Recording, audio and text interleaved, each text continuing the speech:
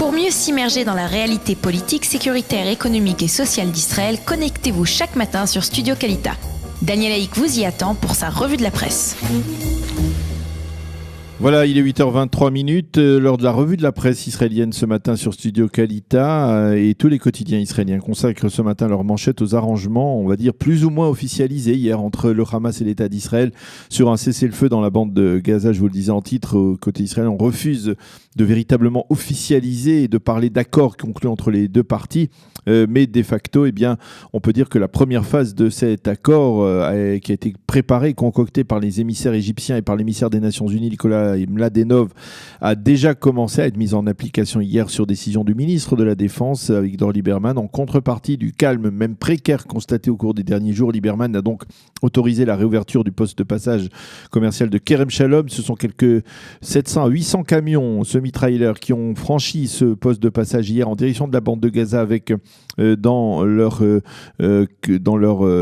container des tonnes, des centaines de tonnes, voire des milliers de tonnes de denrées alimentaires, des matériaux comme du béton, également de l'essence et du gaz qui ont été réclamés par le Hamas. L'essence et le gaz en particulier doivent permettre au Hamas on va dire d'alimenter la centrale électrique et de permettre à la population de la bande de Gaza de disposer de plus de 4 à 5 heures d'électricité par jour comme c'est le cas jusqu'à présent. Les deux autres phases des arrangements qui doivent impliquer d'abord un échange entre les prisonniers du Hamas et les corps des deux soldats israéliens Goldin et Shaoul, ainsi qu'une réconciliation interpalestinienne, et en faire une dernière phase visant à instaurer une sorte de plan Marshall pour le sauvetage économique de la bande de Gaza. Eh bien, ces deux dernières phases doivent être mises en application au cours des prochaines semaines et des prochains mois.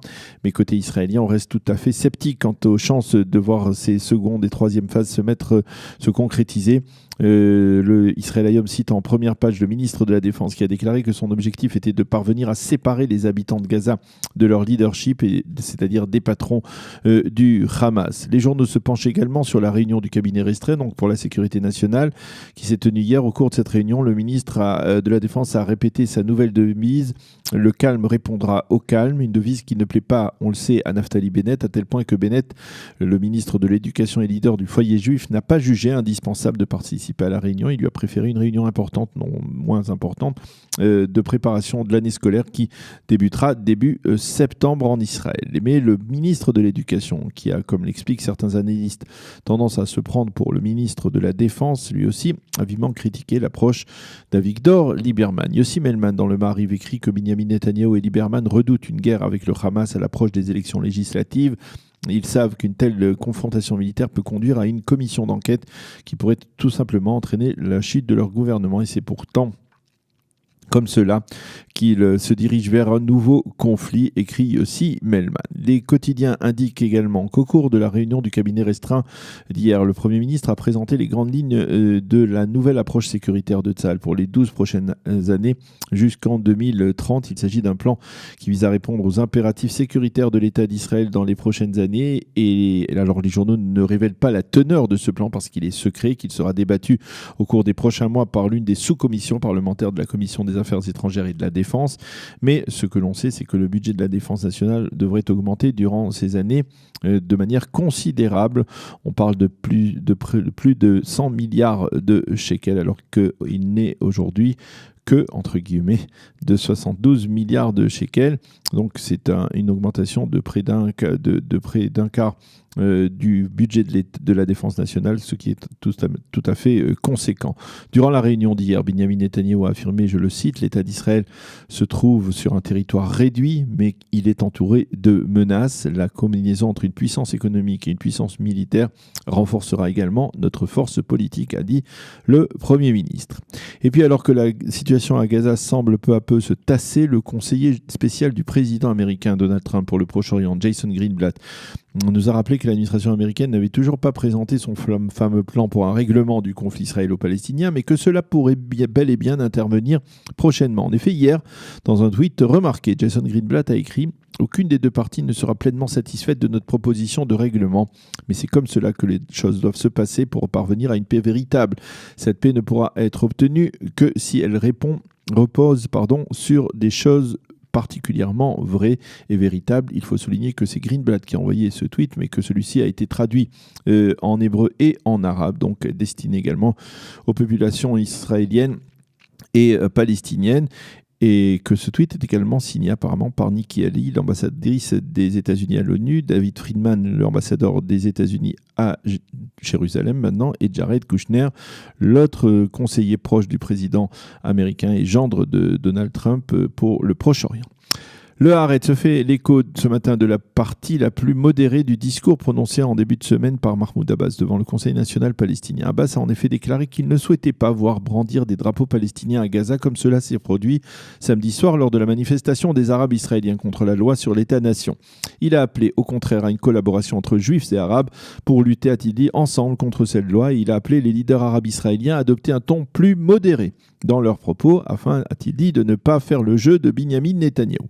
Mais certains sites d'information insistent plutôt sur une autre partie du discours d'Abou Mazen qui paraît surréaliste, mais ce n'est pas la première fois. Le raïs palestinien nous a en effet habitués à des discours, on va dire, parsemés de mensonges, parfois même grossiers. Et en effet, une fois de plus, le raïs palestinien n'a pas pu s'empêcher de raconter aux élus palestiniens des sornettes sur ce qui se passe en Israël. Selon lui, a-t-il dit, Yigal Amir, l'assassin du Premier ministre Yitzhak Rabin, sort de prison en permission 4 fois par semaine. Et pour justifier d'une certaine manière sa décision de continuer à verser des salaires aux terroristes palestiniens et à leurs familles, eh bien Abbas a affirmé qu'Amir lui-même recevait plusieurs salaires.